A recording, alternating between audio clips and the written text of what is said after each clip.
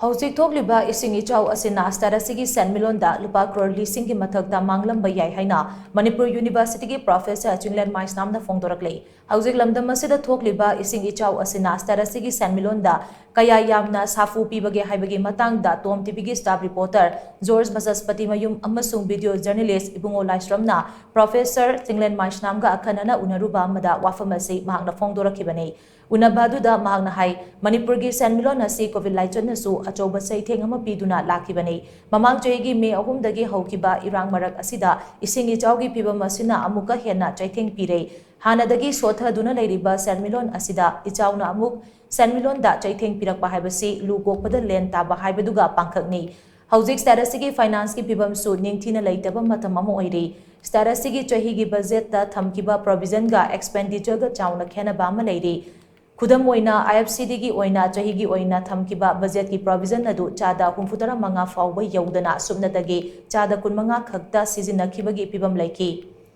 awaba amagi mathakta awaba kaya ama namsillakliba sina starasigi sentum ge pibam da chauna akaiba lakatra haibagi mipaiba lei senthok leitraga expenditure handgalakpa matamdadi inflation ki changwang lai Pibam asida India pumbagi oina thagi oina fongliba inflation rate ki figure da Manipurna haukiba Takhankhre asida makokta leiri Mamang thagi tarahumdoida fonkiba consumer price index da yumpamoiba return inflation da Manipurna India pumbagi oina makokta lei asigumba nongmagi sokchilakliba San Milon gi fibam asida Ising Ichao gi fibam ama amok mayoknarakba se aduki matik laibak thibane Mahangna makha tana hai housing maki oina Ichao asina mang takibagi senfam chap chana puthokpa ngamdrabasu mang takiba lantum na jingba se Lupa Crore Lising gi mathakta oigani haiba simadi mayek senglei Starasigi oina chahigi oiba apunba pothok ase ngongmakhaki ban block toba matamda Lupa Crore chamaga kunthra chamaga nifugi mathak mayada chaitheng piribane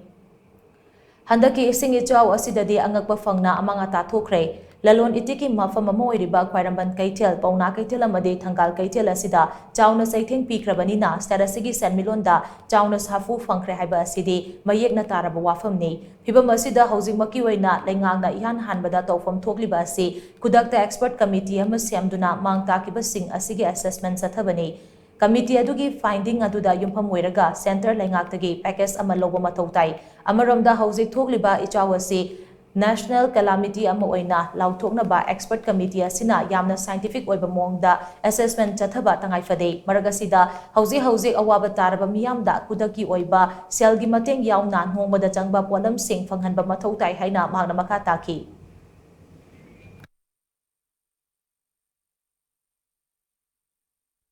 Manipur gi hojik thoiba natural calamity masi national gi oiba national calamity oina laudana madugi kogi piham thokpa senpham chakthung haibedi kogi damages and losses mayam si madugi mangi besing dugi matungina tai besing dugi matungina piham thokpadu pihana na bedamta state lenga kisu yamna Mathou Tai na ithamjage loina na masta yamna chawna mating panggadoriba state disaster relief fund si aina sumyeng jam matamda Manipur gi state disaster koi relief fund da Lairibasiga, Ate Tangnariba, say Mizoram, Adugo Nagaland, Arunachal Pradesh, but Lairiba, Siga in a Sumyang Java Matamda, Manipurgi, Lairiba, Panjina, quite in a pick Padona, Iduzay, Queen Manipuragi, Mizoramgi, Lairiba, Esther Yafna, Dumyamna, Hen Batsaktung, Sentadigi Pangbangami, the Arunachal Pradesh, Yamna Hen Gre, Manipudagishu, Makoi Lupa 200 crores, Kimatakale, Manipurgi, the 40 crores, Bauta, Yogi from the Ude, and a Punomaxi and Jarakanda. Lairiba ko Manipur gi